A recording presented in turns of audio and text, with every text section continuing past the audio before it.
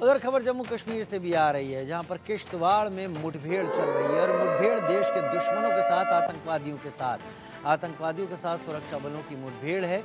जंगल में 2 से 3 आतंकियों के घेर लिए जाने की खबर सामने आ रही है। बड़े पैमाने पर तलाशी अभियान भी जारी है और कोशिश की जा रही है कि इस इलाके को धीरे धीरे कसते कसते इन आतंकवादियों को ऐसी जगह पर फंसाया जाए जहां पर ये आतंकवादी आसानी से ढेर किए जा सकें, क्योंकि इनका एक ही इलाज है, इनको ख़त्म करना, और सुरक्षा बल इसी पर काम कर रहे हैं। आतंकवादियों को घेरा जा चुका है किश्तवाड़ में और बहुत जल्द एक खबर सामने आएगी कि इन आतंकवादियों को ढेर कर दिया गया है जम्मू कश्मीर में, क्योंकि दूसरे चरण का चुनाव होने वाला है। आज शाम को दूसरे चरण के चुनाव का प्रचार खत्म हो जाएगा। इस बीच पाकिस्तान पूरी कोशिश कर रहा है कि वो इन चुनावों में कुछ ऐसा कर सके जिससे लोगों में दहशत फैले, लोग इस चुनावी प्रक्रिया से दूर हो जाएं और डर जाएं। लेकिन अब तक सुरक्षा बलों और सेना ने इन आतंकवादियों के मंसूबों पर लगाम लगा रखी है और जैसे जैसे इनके बारे में पता चल रहा है, इनको इन्हीं की मांद में, इन्हीं के दड़बों में घेर कर खत्म किया जा रहा है। अजय जांडियाल मेरे सहयोगी लाइव मेरे साथ ज्यादा जानकारी के साथ जुड़ गए हैं। अजय, हम सभी जानते हैं कि दूसरे चरण का चुनाव प्रचार आज शाम को खत्म हो जाएगा, यानी अब दूसरे चरण के वोटिंग के लिए जनता अपना मन बनाना शुरू करेगी। पहले चरण में जिस तरीके से बम्पर वोटिंग सामने आई है, 60% से ज़्यादा लोग निकलकर वोट डालने के लिए पहुंचे हैं, उससे हतोत्साहित होकर आतंकवादी अब किसी भी कीमत पर कुछ ना कुछ ऐसा करना चाहते हैं जिससे दहशत फैले। किश्तवाड़ का ये एनकाउंटर, ये कॉर्डन ऑफ, ये घेराबंदी, क्या इसी का नतीजा है? देखिए राजीव, मैं आपको बताऊं कि पहले चरण के चुनाव से ठीक पहले जो है इन आतंकियों ने कोशिश की वहां से निकलकर कहीं रिहायशी इलाके में पहुंचने की, मगर समय रहते सुरक्षा बलों ने कार्रवाई की और उसी का नतीजा हुआ कि उस कोशिश को नाकाम किया गया। बेशक भारतीय सेना के 2 वीर जवानों को अपनी शहादत देनी पड़ी, मगर उन्होंने इस चीज को सुनिश्चित किया कि आतंकी जंगलों से निकलकर कहीं रिहायशी इलाकों में ना पहुंचे और वहां जाकर किसी हमले को अंजाम ना दे पाए। वहीं दूसरी तरफ अगर आप देखें तो पहले चरण के चुनाव शांतिपूर्वक तरीके से हुए, अब दूसरे चरण के चुनाव होने वाले हैं। ऐसे में कहीं ना कहीं किश्तवाड़ हो, कठुआ हो या फिर डोडा उधमपुर का इलाका, यहाँ पर जंगलों में आतंकियों की मौजूदगी की खबर पहले से है, मगर सुरक्षा बलों ने इस तरीके की प्लानिंग करके रखी है ताकि ये जो आतंकी हैं ये उस इलाके से बाहर ना निकल पाए। और कल जब आपको बताऊं कि आतंकी जब उस इलाके में देखे गए, तुरंत कार्रवाई की गई और उसके बाद एनकाउंटर शुरू हुआ। अभी भी पूरे इलाके में घेराबंदी है। आतंकी बौखलाहट में कहीं ना कहीं प्रयास कर रहे हैं कि किसी भी तरीके से वहां से निकले। और खासतौर पे अगर आप देखें तो जो इनपुट था, किसी तरह से जनसभाओं को निशाना बनाने का ये आतंकी प्रयास कर सकते थे, या फिर कहीं पब्लिक मीटिंग्स होती हैं वहां पर कोई निशाना बना सकते थे। पोलिंग बूथ या बाकी चीजों तक पहुंचना बेहद मुश्किल है क्योंकि वहां पर सुरक्षा बलों की तैनाती बेहद जबरदस्त तरीके से की गई है। तो बौखलाहट जरूर आप सही कह रहे हैं कि इन आतंकियों में है, पाकिस्तान में है, क्योंकि एक तरफ पाकिस्तान के वो इलाके, चाहे वो खैबर पख्तूनख्वा का इलाका हो, चाहे वो गिलगित बाल्टिस्तान का इलाका हो, वहां पर हालात पाकिस्तान में क्या है सब जानते हैं। कैसे पाकिस्तानी सेना को आज जो आतंकियों के हमलों का शिकार होना पड़ रहा है, वो वजह है कि पाकिस्तान दरअसल अपने हालात जो है वो दुनिया को नहीं दिखाना चाहता। पाकिस्तान चाहता है कि वहां के बजाय जम्मू कश्मीर में कोई आतंकी हमला हो जिसको लेकर दुनिया में चर्चा हो, ना कि वहां पर। अब इस वक्त दुनिया में जो चर्चा है वो जम्मू कश्मीर में शांतिपूर्वक तरीके से हो रहे चुनावों की है और वो पाकिस्तान नहीं चाहता है। वाकई आप सही कह रहे हैं, क्योंकि पाकिस्तानी आर्मी इस वक्त बीएलए, टीटीपी इनसे जूझ रही है और जूझ ही नहीं रही है, बहुत बड़ा नुकसान उठा रही है। समझ में आ रहा है कि पिछले कुछ दिनों में पाकिस्तान के जो हालात हैं उससे पाकिस्तान की आर्मी भी किस तरीके से खस्ता हाल हो चुकी है कि वो टीटीपी के आतंकवादियों तक से लड़ नहीं पा रही है। लेकिन आप बने रहिए हमारे साथ, क्योंकि एक और बड़ी खबर जो आपके जरिए हम दर्शकों तक पहुंचा रहे हैं, जम्मू कश्मीर के रियासी में भी एनकाउंटर की बात सामने आ रही है। आतंकवादियों और सुरक्षा बलों के बीच गोलीबारी की खबर सामने आई है। गोपनीय सूचना पर सुरक्षा बलों ने ये कार्रवाई की है। घेराबंदी करने पर आतंकवादियों ने गोलियां बरसाई हैं, जिसके बाद आर्मी और सुरक्षा एजेंसियों ने भी मोर्चा संभाल लिया है और वो इन आतंकवादियों को बच के निकल देने की कोई गुंजाइश नहीं छोड़ देना चाहते। इनको ढेर करना ही एकमात्र लक्ष्य है। अजय जांडियाल मेरे साथ इस वक्त जुड़े हुए हैं। अजय, रियासी का नाम यहाँ पर सामने आया। रियासी का नाम दो तरीकों से मुझे अभी याद आ रहा है। एक तो माता वैष्णो देवी श्राइन के चलते, जो कि रियासी ज़िले में है, और वहाँ पर जाना हर किसी के लिए एक सौभाग्य की बात होती है। और ये ज़िला है भी बहुत बेहतरीन। लेकिन इससे पहले रियासी में तीर्थयात्रियों पर गोलियां चलाने की भी घटना सामने आई थी। इस बार की ये घटना कितनी अलग है और इस बार कितना हावी है सुरक्षा एजेंसियां इन आतंकवादियों के ऊपर? देखिए राजीव, जैसा मैंने पहले बताया कि दरअसल 7 ऐसे जिले हैं जहां पर इस वक्त आतंकियों की मौजूदगी की खबर है, जिसमें राजौरी, पुंछ, रियासी, उधमपुर, कठुआ और उसके साथ साथ जो इलाका आपका पड़ता है वो है डोडा किश्तवाड़ का और उधमपुर का। ये वो इलाके हैं जहां पर आतंकी गतिविधियां देखी गई और यहीं पर, क्योंकि घने जंगल के इलाके जो है वो यही हैं, तो ऐसे में इन जंगलों में आतंकियों की मौजूदगी की खबर जो है वो लगातार सुरक्षा बलों को मिल रही है और कहाँ है वो सब चीजों को लेकर प्लानिंग की गई है। अगर बात की जाए रियासी की, तो रियासी में जिस जगह पे मुठभेड़ चल रही है, ये भी एक दूर दराज का जंगल का इलाका है और रियासी जिला भी जो है वो दूसरे चरण के चुनावों में जो है वो पोलिंग के लिए जाएगा, वोटिंग के लिए जाएगा। ऐसे में कहीं ना कहीं मंशा इन आतंकियों की ये हो सकती है कि किसी तरह से डिस्टर्ब करने में या फिर अपनी हाजिरी लगाने की प्रयास कर सके।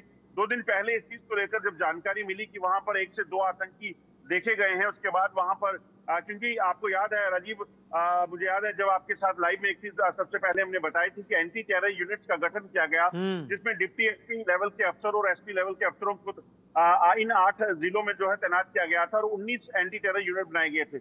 रियासी का ये इलाका जहां पर ये आतंकी देखे गए थे, यहाँ पर एंटी टेरर यूनिट को खासतौर पर तैनात किया गया और उसी एंटी टेरर यूनिट की जिम्मेदारी यही है कि वो चुनावों को नहीं बल्कि आतंकियों को वहां पर घेरे हुए हैं और चुनावों की प्रक्रिया जो है उसमें कोई वादा ना डले या आतंकी वहां से निकल ना पाए, इस चीज को लेकर जो है पूरी तैयारी कर रखी है। तो एंटी टेरर यूनिट तुरंत एक्टिवेट हुआ और उसके बाद सेना के साथ मिलकर उस पूरे इलाके की घेराबंदी हुई और वहां पर ऑपरेशन को शुरू किया गया।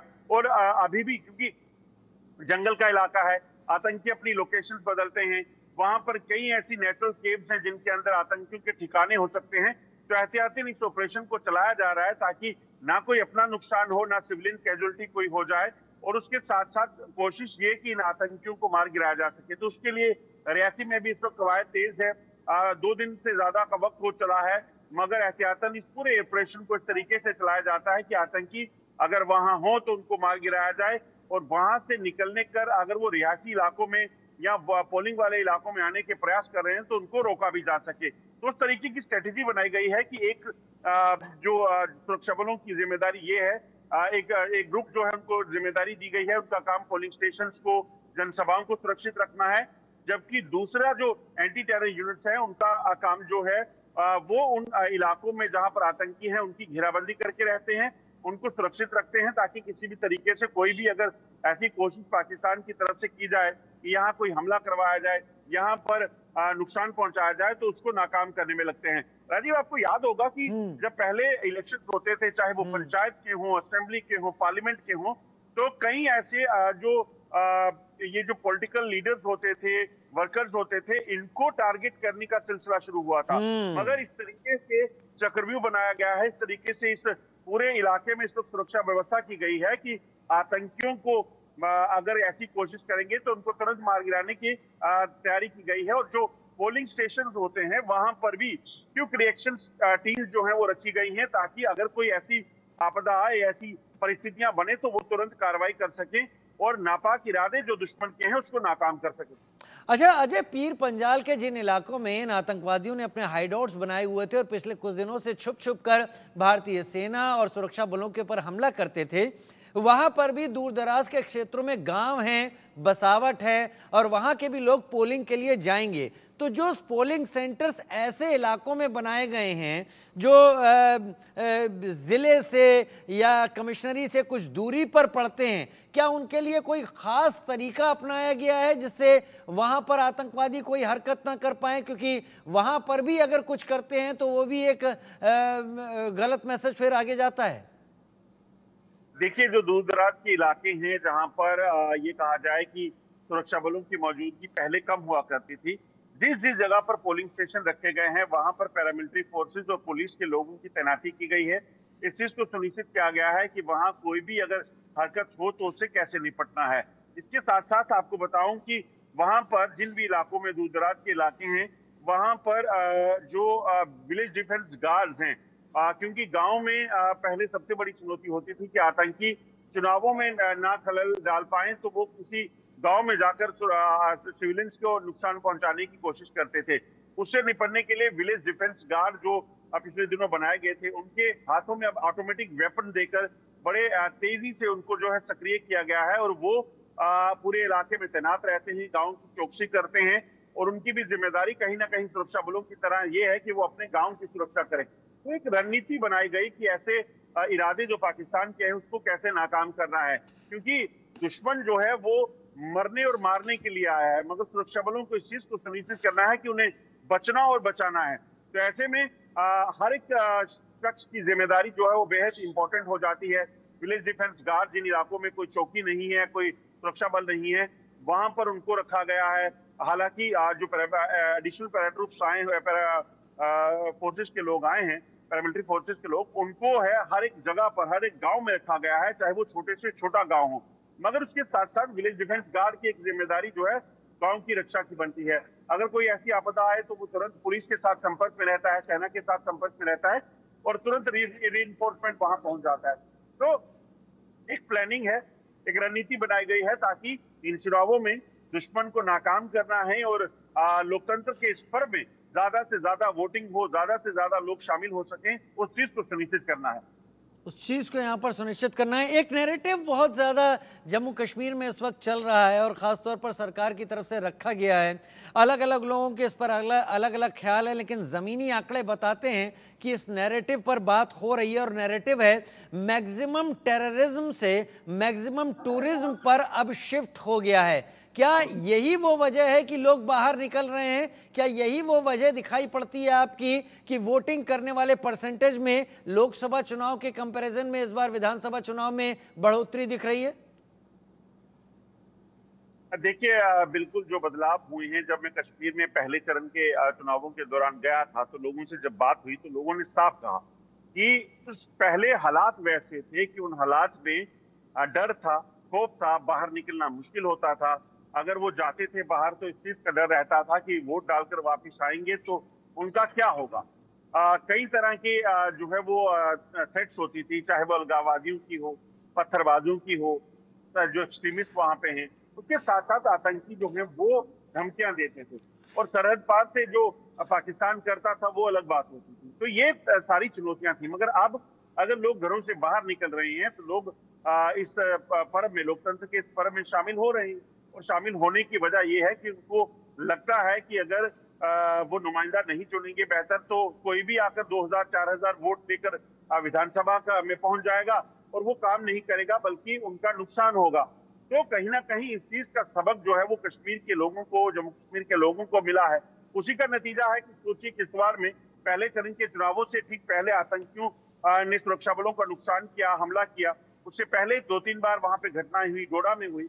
मगर जब पोल परसेंटेज देखेंगे तो सबसे ज्यादा उसी किश्तवाड़ की है, 81% पोल परसेंटेज वहां पे हुई है। तो ये साफ बताता है कि कैसे चीजें हो रही हैं। और साउथ कश्मीर का वो इलाका जहां पर पहले 2-3-5% पोलिंग होती थी और लोग विधायक मंत्री बन जाते थे, वहां पर 55%, 60% पोलिंग हो रही है। तो वो कहीं ना कहीं बताता है कि लोग चाहते थे कि वो शामिल हो जाएं इस लोकतंत्र के पर्व में, मगर हो नहीं पाते थे क्योंकि मजबूरियां थी, जो थ्रेट थी, जो वो कंसर्न होता था। मगर अब लोग बच्चों को उठा के, छोटे छोटे बच्चों को लेकर जो है वो पोलिंग स्टेशन में अगर आ रहे हैं, वो बताता है कि लोगों में खौफ का डर, जो खौफ था वो अब खत्म हुआ है और लोग शामिल होना चाहते हैं। यही वजह है कि आज साउथ कश्मीर हो, सेंट्रल कश्मीर हो, नॉर्थ कश्मीर हो, वहां पर हर कोई नेता, उमर अब्दुल्ला, फारूक अब्दुल्ला, महबूबा मुफ्ती, इल्तिजा मुफ्ती और छोटे बड़े मंत्री रहे, सब जो है बिना आप सही कह रहे हैं अजय। एक बार अपने हक का इस्तेमाल करने की आदत अगर लोगों के अंदर आ जाती है तो कोई भी डर उसे फिर हटा नहीं सकता। और पाकिस्तान यही चाहता है कि ये जो हक का इस्तेमाल करने की आदत जम्मू कश्मीर के लोगों में आ रही है, इसे किसी भी हालत में रोका जाए, जो अब रुकता हुआ नहीं दिख रहा। और यही पाकिस्तान के फेल होने की एक बड़ी निशानी है पूरी दुनिया के नक्शे पर। शायद अब कश्मीर से वो जल्द ही तौबा भी कर लेगा। बहुत शुक्रिया हमारे साथ जुड़ने के लिए अजय, इस जानकारी के साथ। और अब एक बार फिर रुक करते हैं उत्तर प्रदेश।